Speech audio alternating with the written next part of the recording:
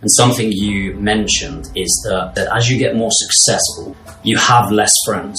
Right. Because they're not your friends. They always want something from you. And I was just wondering if you can expand around it. So what happens is, well, for me at least, the more successful I became, I call them cockroaches, bottom feeders, people who were like, you know what, this guy worked his ass off. He did it, he worked his ass off, but I didn't.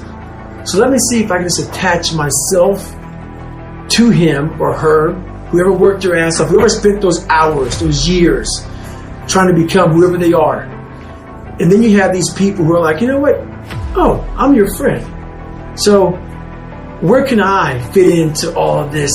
You know, where can I get on your team? There's a lot of those people once you become very successful and they come out of the woodworks and they have these great ideas, these great plans, but they ain't put any work into it. But you put the work into it. You're the commodity.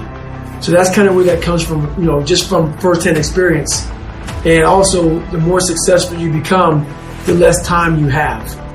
Because to become very successful, it takes everything, especially if you want to stay at the top.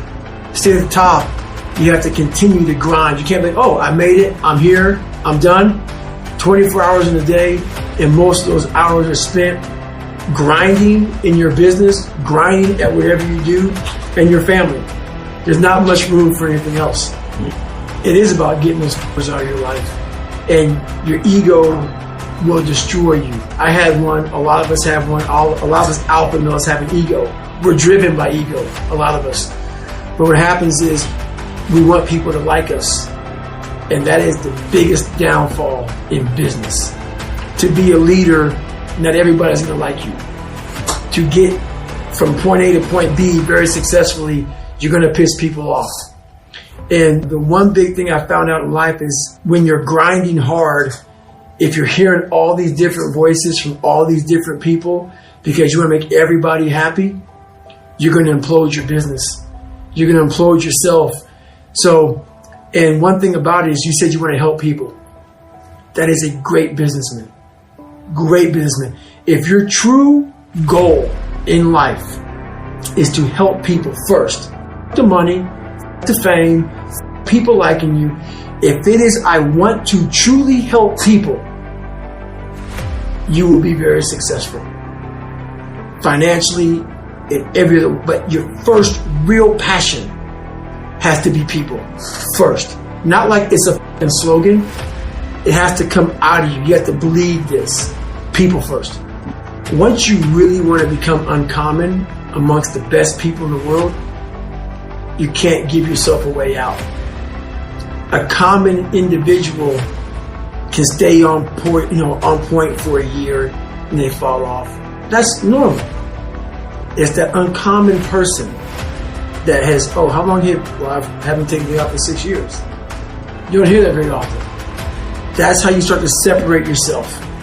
So to separate yourself, you can't allow yourself to say, oh man, for some reason, I let myself go for a week and then I have a hard time getting back.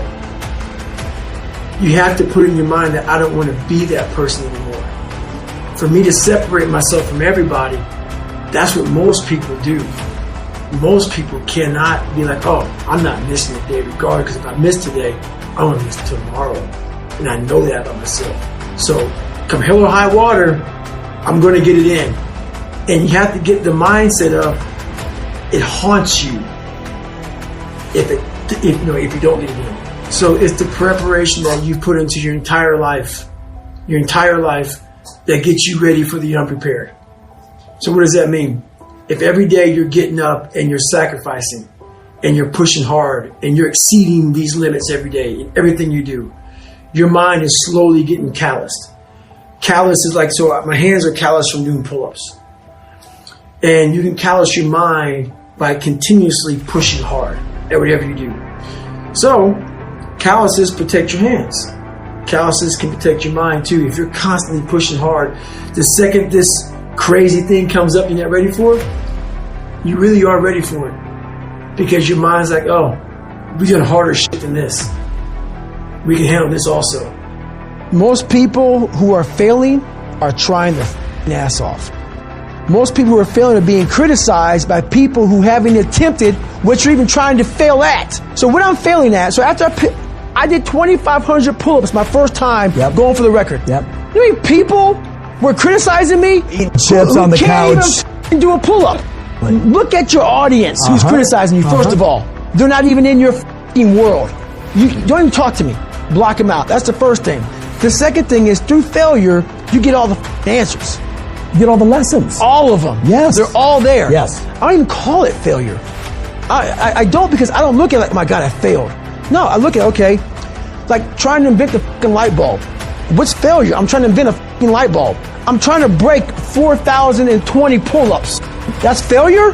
Anything you do along that way is amazing. That's how you gotta look at failure. You gotta look at it very differently. So for me, I have a scrap piece of paper, and I'm going back through this stuff. I'm okay, check. I didn't make the goal. Okay, boom, boom, boom. The next time I did 3,200 pull-ups. Okay, I'm still 800 shy of the record. 800 shy of the record now. So I went from 25 to 3,200, and I gotta get to 4,020. Boy, that's a long way away.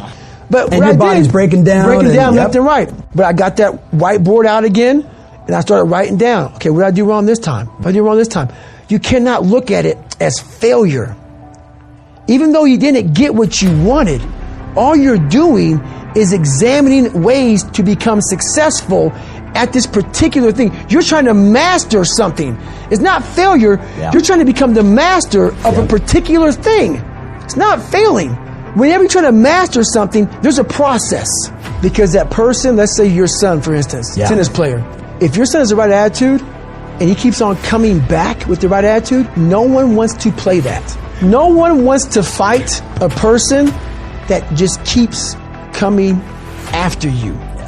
Every time you knock them down, they don't look at it as being knocked down. They have a whole different way of looking at that shit. That's a scary person. You don't want to fight that person. So that's how I looked at my pull-up records, and I failed everything at least 3 to 4 times. My whole life, I never passed anything once. Ever in my life have I gone through and been the first time at anything. Ever. But that's what gave me that book. I mean, that's what gave me a story. How do you pick the next challenge?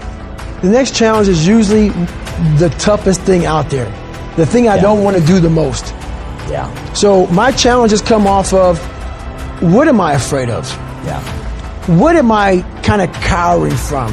What am I looking at saying, Yeah. Because we all know what it is. It's in the back of your mind. It kind of floats back there. It's like, for some of us, it's as simple as, I don't want to get up and run today.